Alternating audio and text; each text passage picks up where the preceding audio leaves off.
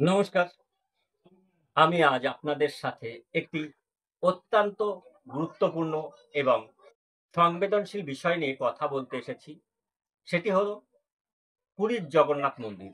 এই সময় যেহেতু রথযাত্রা চলছে আর সম্প্রতি বিভিন্ন মাধ্যমে বিশেষ করে সোশ্যাল মিডিয়ায় একটি দাবি খুব জোরালোভাবে উঠে আসছে যে জগন্নাথের মন্দির নাকি আসলে একটি বৌদ্ধ মন্দির ছিল, যা পরবর্তীতে হিন্দু মন্দিরে রূপান্তরিত হয়েছে।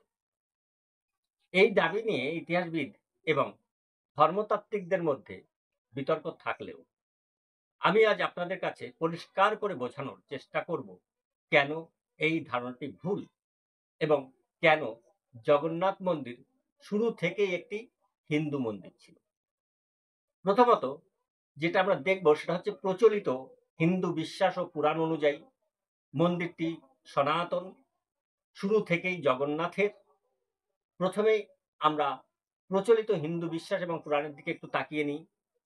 আমাদের ধর্মীয় গ্রন্থগুলিতে স্পষ্ট উল্লেখ আছে যে পুরীর এই স্থানটি অত্যন্ত প্রাচীনকাল থেকেই পবিত্র তীর্থক্ষেত্র হিসাবে বিবেচিত। আমরা রাজা ইন্দ্রদুম্ন এবং নীলমাধবের কাহিনী অনেকেই জানি, আবার অনেকেই জানি না। আমাদের পুরাণ অনুসারে এই মন্দিরের প্রথম নির্মাতা ছিলেন রাজা ইন্দ্রদুম্ন। তিনি দেবতা নীলমাধবের সন্ধানে এসে এই স্থানকে পবিত্র ঘোষণা করেন এবং জগন্নাথ দেব, বলরাম দেব এবং সুভদ্রা দেবীর বিগ্রহ স্থাপন করেন। এই কাহিনী হাজার হাজার বছর ধরে বৈষ্ণব সমাজে প্রচলিত হয়ে আছে তথা হিন্দু সমাজে প্রচলিত হয়ে আছে। এবার আমরা গঙ্গা রাজবংশের নির্মাণের যে ইতিহাসটা রয়েছে সেটা একটু দেখি। বর্তমানে এই যে বিশাল মন্দিরটি রয়েছে, পুরীর যে জগন্নাথ মন্দিরটি দেখছি, তা দ্বাদশ শতকে গঙ্গ রাজবংশের রাজা অনন্ত বর্মা চোর গঙ্গদেব এটি নির্মাণ করেন। উড়িষ্যা একসময় বৌদ্ধ ধর্মের একটি গুরুত্বপূর্ণ কেন্দ্র ছিল এবং বিভিন্ন ধর্মের মধ্যে পারস্পরিক প্রভাব থাকতেই পারে। তবে এর মানে এই নয় যে জগন্নাথ মন্দির নিজেই একটি বৌদ্ধ মন্দির ছিল। একটি অঞ্চলের সামগ্রিক ধর্মীয় প্রভাবকে একটি নির্দিষ্ট মন্দিরের উৎস হিসাবে ধরে নেওয়াটা যুক্তিসঙ্গত নয়। জগন্নাথ নামের অর্থ ও বৌদ্ধ ধর্মের সাথে যে সম্পর্ক, সেটি হচ্ছে কেউ কেউ দাবি করেন জগন্নাথ শব্দের অর্থ জগতের নাথ বা সকলের প্রভু, যা বৌদ্ধ ধর্মের বুদ্ধের একটি রূপ হিসাবেও দেখা যায়। সাধারণত এটা একটা এমন উপাধি যা জগতের নাথ বা জগতের প্রভু, এই উপাধিটি বিভিন্ন ধর্মের পরম সত্তাকে বোঝাতে ব্যবহৃত হতে পারে। এটি হিন্দু ধর্মে বিষ্ণুকে প্রায়শ জগতের নাথ হিসাবে স্তুতি করা হয়, বরং বৌদ্ধদের থেকে সনাতন বৈদিক হিন্দু ধর্মে বিষ্ণুকে জগতের নাথ হিসেবে প্রতিষ্ঠিত করা রয়েছে। শুধু এই নামের উপর ভিত্তি করে একটি মন্দিরকে বৌদ্ধ বলা যায় না, যেহেতু গৌতম বুদ্ধকেও জগতের নাথ বলে ওরা মনে করে। সেই জন্য গৌতম বুদ্ধ একজন হিন্দু ছিলেন। সবচেয়ে গুরুত্বপূর্ণ বিষয় হলো স্বয়ং গৌতম বুদ্ধ তিনি আজ থেকে ২৫০০ বছর আগে অর্থাৎ খ্রিস্টপূর্ব ষষ্ঠ শতকে যে সমাজে জন্মেছিলেন সেটি ছিল বৈদিক সমাজ। তিনি নিজে স্বয়ং ক্ষত্রিয় বংশের সন্তান ছিলেন। যদিও তিনি প্রচলিত বৈদিক কিছু প্রথার সমালোচনা করে নতুন একটি জীবন দর্শন ও মুক্তির পথ দেখিয়েছিলেন, তিনি কোনো নতুন ধর্ম প্রতিষ্ঠা করে যাননি। তিনি নিজেই ছিলেন একজন সনাতন বৈদিক ঐতিহ্যের অংশ। বৌদ্ধ ধর্ম শব্দটি পরবর্তীতে তার অনুসারীরা তৈরি করেন এবং তার শিক্ষাকে প্রাতিষ্ঠানিক রূপ দেন। এবার চতুর্থ যে বিষয়টি আসে, হিন্দু শব্দের প্রকৃত অর্থ ও সনাতন অস্তিত্বের যে প্রশ্ন। অনেকেই হিন্দু শব্দের উৎস নিয়ে বিভ্রান্তি ছড়ান, একে কেবল ভৌগোলিক বা আধুনিক শব্দ বলে দাবি করেন।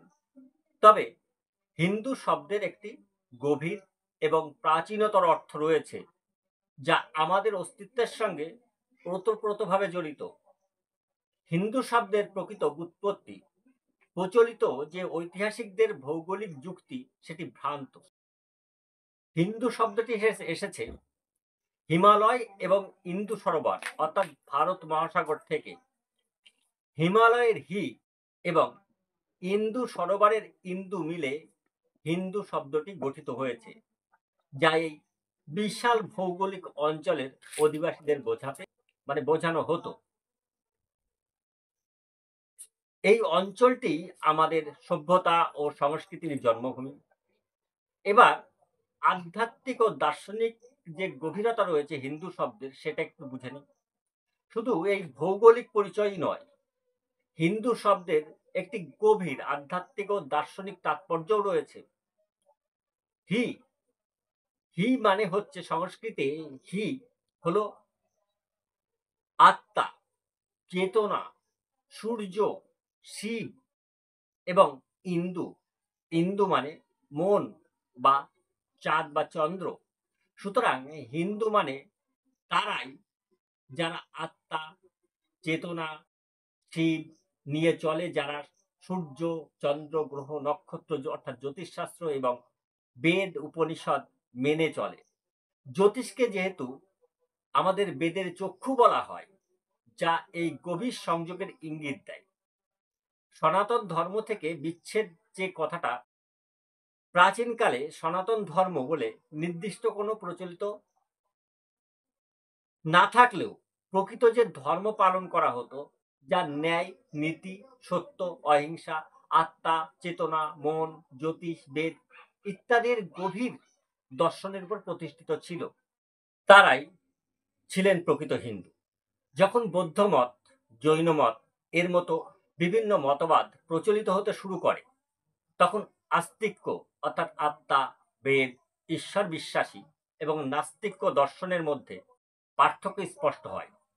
সেই সময় আমাদের এই গভীর আধ্যাত্মিক, দার্শনিক এবং ভৌগোলিক পরিচয়কে তুলে ধরার জন্য এবং নিজেদের অস্তিত্বকে সুদৃঢ় করার জন্য হিন্দু শব্দটির প্রয়োগ অপরিহার্য হয়ে ওঠে।